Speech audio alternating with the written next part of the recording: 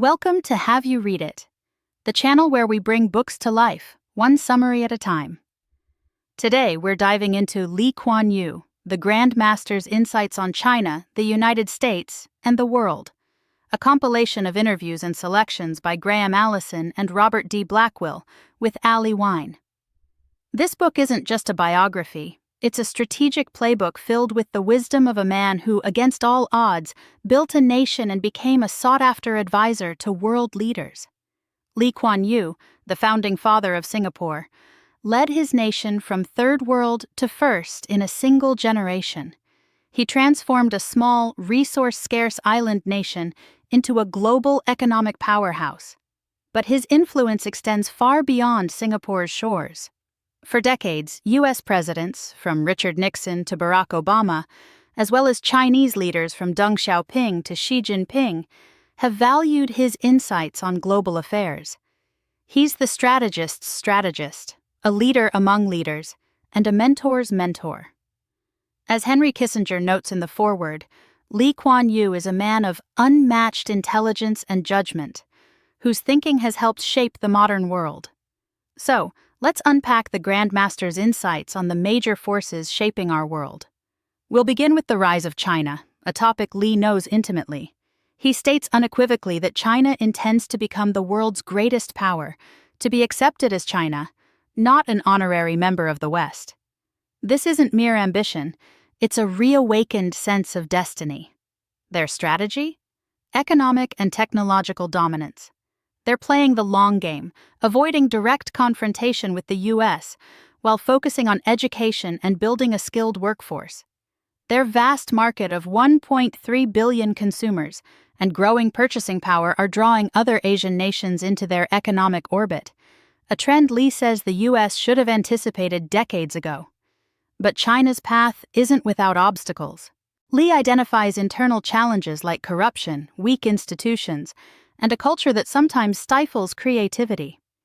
He questions whether China can overcome its language barrier to attract global talent, contrasting it with Singapore's decision to make English its first language.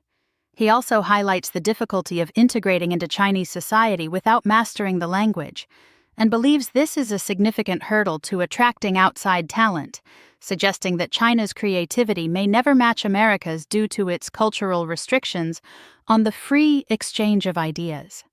While acknowledging China's impressive growth, Lee cautions against straight-line extrapolations. He argues that China faces more handicaps going forward and more obstacles to overcome than most observers recognize. These governance issues, cultural habits, and linguistic barriers will all play a role in shaping China's future. He also mentions external pressures related to China's need for resources like oil, which makes them dependent on other nations, something they did not have to worry about when they were an empire. Now, let's turn to the United States. Lee dismisses any notion of systemic decline. He's confident in America's resilience, its entrepreneurial spirit, and its capacity for renewal. He acknowledges America's strengths, its innovative, dynamic economy, the can-do approach and the belief in problem-solving, its embrace of immigrants, English as the lingua franca attracting global talent, and its superior, more competitive system. He believes that, for the next few decades, the U.S. will remain the sole superpower, calling it a virtual American empire due to its economic and military might, its capacity to attract global talent, and its ability to set the rules of the game. He notes that America's entrepreneurial culture and emphasis on personal independence contribute to this dominance. He also points to America's ability to adapt and restructure its economy, particularly when faced with competition from Japan and Germany in the manufacturing sector. He credits the U.S. with being able to come roaring back, pointing out the superior system and its ability to adapt by coming up with things like the Internet, Microsoft, and Dell. He emphasizes the ability for the U.S. to start from scratch and beat you, which he attributes to a frontier mindset, which continues until today. However, Lee has concerns about America's political system and certain aspects of its culture. He worries about the breakdown of civil society, citing issues like guns, drugs, violent crime, and what he sees as an overemphasis on individual rights at the expense of social order. He expresses concern about the never-ending process of auctions in American politics, where politicians make increasingly extravagant promises to win votes, leading to unsustainable debt. He sees a certain coyness among American politicians, an unwillingness to address hard truths, perhaps for fear of losing elections. Lee believes that presidents shouldn't shy away from unpopular but necessary policies, and that the presidential system itself is less effective than a parliamentary one. He also believes that multiculturalism poses a long-term risk to the U.S., particularly the growing Hispanic population. He wonders whether this demographic shift will lead to a change in American culture. Lee's views on this are controversial, and it's important to engage with them critically. He raises questions about American culture and whether or not other cultures will model it. He points to things such as poverty amid great wealth and an overemphasis on individual rights to the detriment of the society as a whole. He criticizes what he views as a sense of American cultural supremacy when it comments on democratization of other countries. Looking at the future of U.S.-China relations, Lee envisions a struggle for influence, but not necessarily inevitable conflict.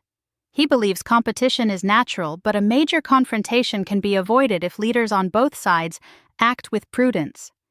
He emphasizes that this isn't a repeat of the Cold War, as China is primarily focused on its own national interests, not on global ideological competition. Lee advocates for engagement, not containment, arguing that the U.S. should accept China as a big, powerful, rising state and give it a seat at the boardroom.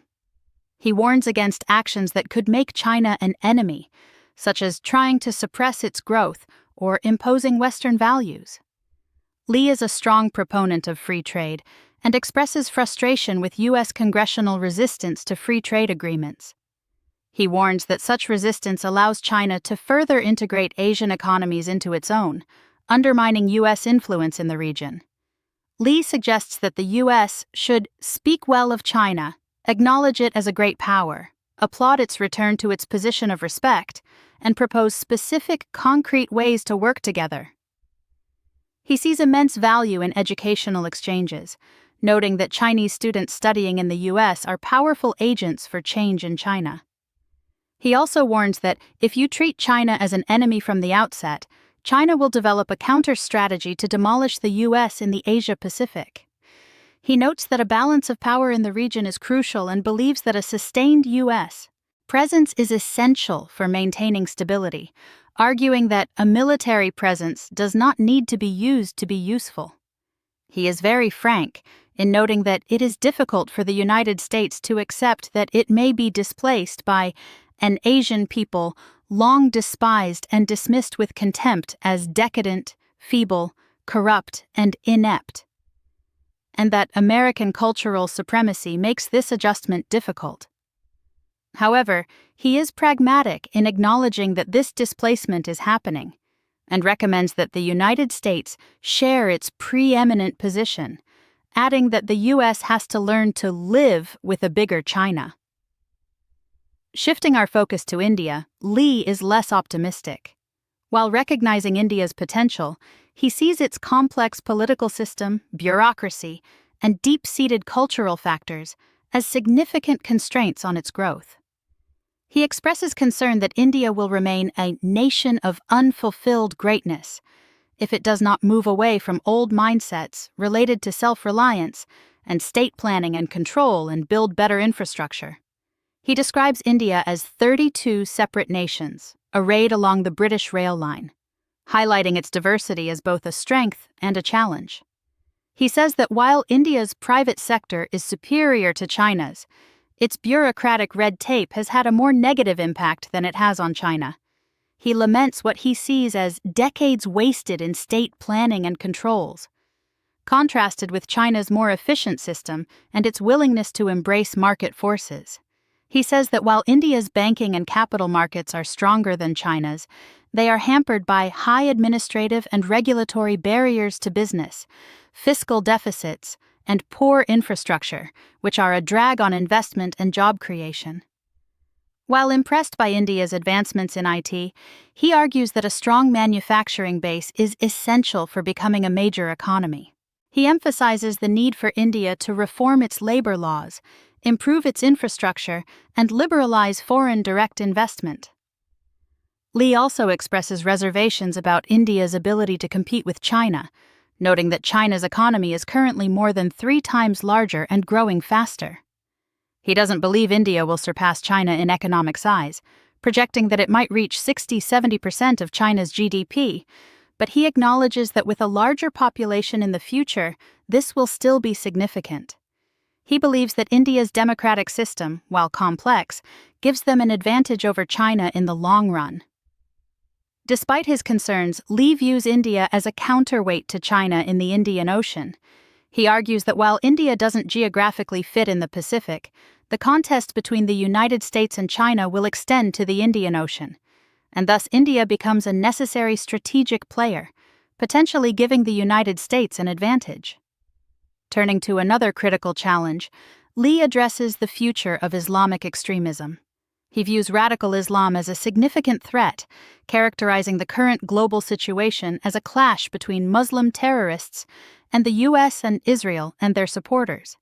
He warns that Islamism plus oil plus weapons of mass destruction equals a threat.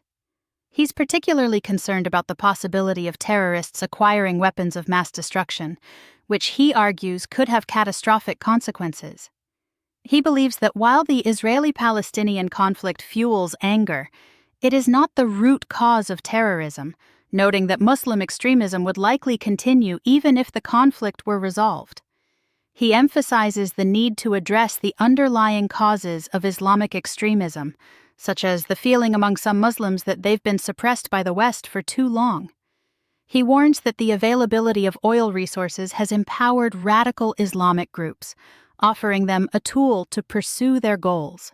Lee points to the increased funding from oil-rich states like Saudi Arabia, which has financed the spread of Wahhabism, a more fundamentalist form of Islam, through mosques and religious schools across the globe. He also mentions the impact of the Iranian Revolution in 1979, which demonstrated the power of Islamic fervor, and notes the growing radicalization of Muslims through their participation in the Afghan jihad in the 1980s and 1990s. Lee sees the rise of Islamic extremism as a new challenge never faced before in the history of civilization, a clash between modernity and a desire to return to 7th-century Islam. He's concerned about the growing number of people willing to become suicide bombers, driven by religious fervor, and argues that this requires a comprehensive response, not just a military solution. He emphasizes that the war against terrorism will be long and arduous, advocating for a multilateral approach involving moderate Muslim governments. He believes that ultimately, it's up to moderate Muslims to fight the fundamentalists for control of the Muslim soul, and that the West should support those moderate voices. He adds that only Muslims can win this struggle, but that the rest of the world can help them succeed by supporting the modernizers with resources and support. Next, Lee offers his perspectives on national economic growth, drawing on Singapore's remarkable transformation.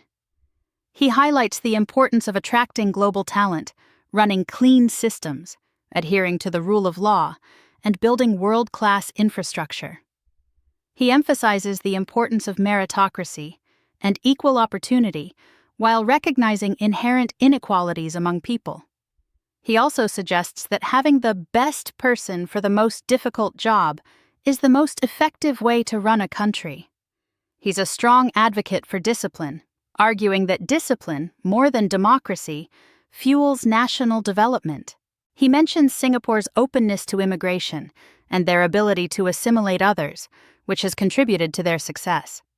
He emphasizes the role of education, training, and a productivity-conscious workforce in ensuring national competitiveness, and points to Singapore's reliance on strong families, hard work, and respect for scholarship as another reason for their growth. He stresses the need for continuous adaptation in the face of rapid technological change. He believes that workers need to be not only problem solvers, but also innovators and entrepreneurs. He emphasizes the role of language and culture in national competitiveness, and he suggests that today's worker must depend more on their own knowledge and skills. He notes that global talent is the scarcest and most valuable resource in the knowledge economy, stating that the United States also needs to top up with talent, and all the more so Singapore, with a much smaller population. He's also a firm believer in the importance of intangible factors like culture, values, and national ethos, arguing that a strong work ethic, a desire to excel, and a sense of social responsibility are all drivers of growth and competitiveness. He stresses the importance of lifelong learning in today's knowledge-based economy, urging workers to constantly upgrade their skills. He discusses intangible drivers of national growth. He emphasizes the quality of a nation's manpower resources, citing innovativeness, entrepreneurship, teamwork, and work ethic. He also stresses the importance of good management, innovation, and entrepreneurship. Moving on to geopolitics and globalization, Lee foresees several major challenges in the coming years, including instability in the Eurozone, the North Korea problem, Japan's stagnation due to its aging population, and the escalating tension over Iran's nuclear program. He says that the Iran nuclear program is the challenge that the world is most likely to bungle. He fears that if Iran obtains a bomb, Saudi Arabia and Egypt will follow, leading to a nuclearized Middle East with a very real possibility of nuclear conflict.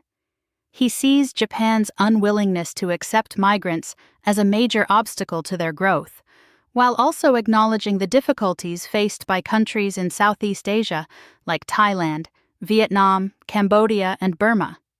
He believes that ASEAN needs to integrate more closely in order to remain relevant. Regarding Russia, he sees its future as largely unchanged, still struggling to develop an economy independent of energy exports, facing a declining population, and grappling with social problems. He notes the difficulty faced by Russia in modernizing its economy, despite having access to vast natural resources, and expresses concern over its declining population, as well as the growing Chinese presence in Siberia and Vladivostok. Reflecting on the global financial crisis, Lee criticizes the excesses of unregulated free markets and the belief that a completely free market will allocate capital to the most profitable enterprises. He believes that the lack of regulation of derivatives was a key factor in the crisis and advocates for greater government oversight. He argues that the Washington consensus that the Anglo-Saxon economic model was the most efficient is now no longer considered valid, pointing out that the U.S. cannot afford to provide a safety net to the extent that Europe does. He believes that China is correct in taking a more controlled approach to managing its economy and predicts that the U.S. dollar will continue to be the dominant currency, since the American economy will remain the most entrepreneurial and dynamic in the world.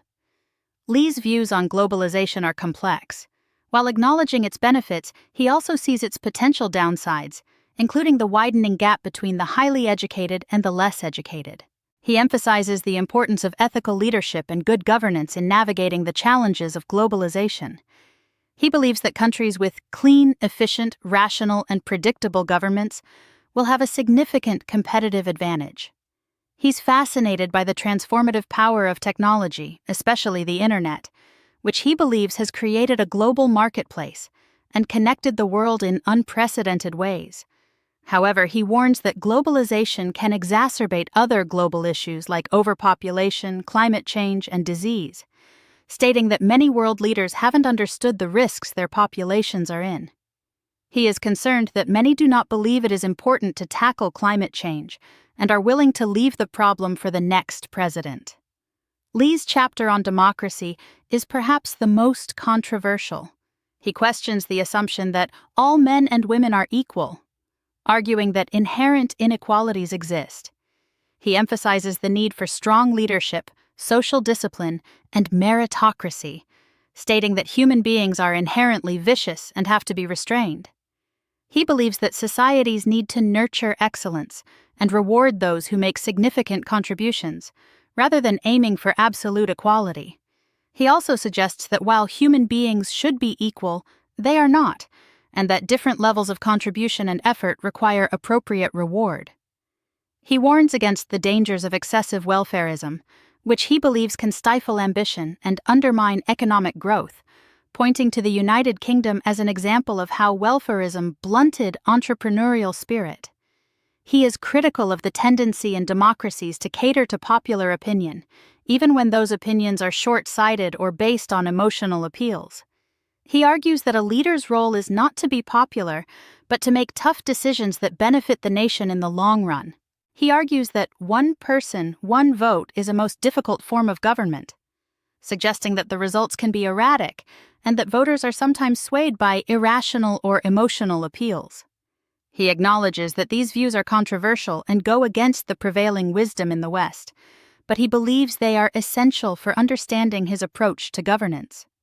He believes that democracy requires an interested and vigilant electorate, as well as honest and able political parties, stating that Singapore's success is contingent on enough men and women with education and training to step up and play their part in running the government. He warns of the dangers of cradle-to-grave welfarism, which he believes blunts ambition and creates a culture of entitlement. He also cautions against excessive individualism, arguing that it can weaken social cohesion. He adds that only those count and matter who have the strength and courage of their convictions to stick up and stand up for what they believe in, regardless of what happens to them. Finally, the book provides a fascinating glimpse into Lee Kuan Yew's strategic thinking. He emphasizes pragmatism over ideology, a focus on what works rather than abstract theories. He values clear communication and stresses the importance of understanding history to anticipate the future. He believes in strong institutions, clean government, and a focus on long-term national interests. He is interested in practical solutions and says that theories are an attractive proposition intellectually, but that the real test is whether or not it works in practice, whether or not it brings tangible benefits to people. He says that he does not work on a theory and prefers to find solutions first and then identify the principles behind them. He reflects on how he himself has changed over the years, acknowledging that experience, especially the harsh realities of political life, has shaped his worldview. He recognizes the importance of surrounding oneself with people who challenge one's assumptions, citing Goh Keng Swee, his longtime colleague, as an example. He believes that leaders must have a clear sense of reality, but also possess the imagination to envision possibilities that others might not see. So, what are the main takeaways from this book? First, the world is changing rapidly, and old assumptions no longer hold. The rise of China, the challenges of globalization, and the persistent threat of terrorism require new thinking and new strategies. He notes that there is a new phase in human history brought on by the privatization of the internet, which is driving technology at an unprecedented rate. Second, strong leadership, effective governance, and a focus on long-term national interests are essential for success in this changing world. Lee Kuan Yew's own experience demonstrates the transformative power of clear vision, strategic thinking, and a commitment to building strong institutions. Third, while democracy has its challenges, it remains the best system of government, but it requires an informed electorate, strong leadership, and a balance between individual freedoms and social order. As easy-to-remember heuristics, we can distill Lee Kuan Yew's wisdom into 3 key principles: pragmatism, discipline, and long-term vision. These principles, while seemingly simple, offer a powerful framework for navigating the complexities of the 21st century. Thanks for watching. Make sure to give this video a thumbs up and hit that subscribe button so you never miss our next book dive.